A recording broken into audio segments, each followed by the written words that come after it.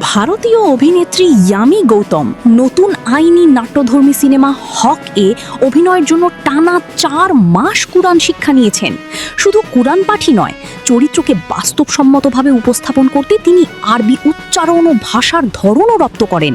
বিষয়টি জানিয়েছেন ছবিটির পরিচালক সুপর্ণ ভার্মা।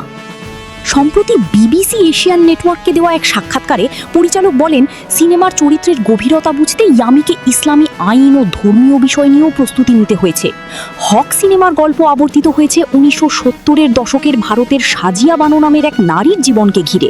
তিনি একজন আইনজীবীর স্ত্রী ছিলেন, কিন্তু স্বামী দ্বিতীয় বিয়ে করার পর ভরণ পোষণ দিতে অস্বীকৃতি জানান।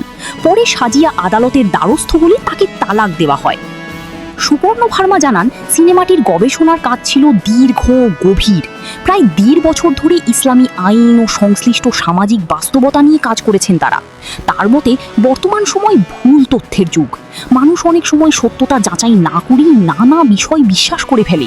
তাই তিনি চেয়েছেন হক যেন যুক্তি ও সচেতনতার কণ্ঠস্বর হয়ে ওঠে। পরিচালক আরও বলেন, মুসলিম বন্ধুদের সঙ্গে বড় হওয়ার কারণে ইসলাম সম্পর্কে প্রচলিত ভুল ধারণা দূর করার দায়বদ্ধতা তিনি অনুভব করেছেন। একই সঙ্গে সিনেমাটির মাধ্যমে তুলে ধরতে চেয়েছেন নারীদের দীর্ঘদিনের সংগ্রামের চিত্র।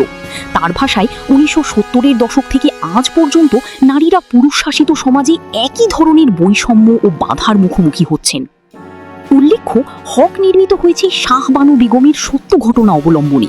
1985 সালে তিনি ভারতের সর্বোচ্চ আদালতে মামলা জিতে ভরণ পোষণের অধিকার নিশ্চিত করেছিলেন, যা মুসলিম নারীদের অধিকার প্রতিষ্ঠার ইতিহাসে একটি গুরুত্বপূর্ণ অধ্যায় হিসেবে বিবেচিত হয়।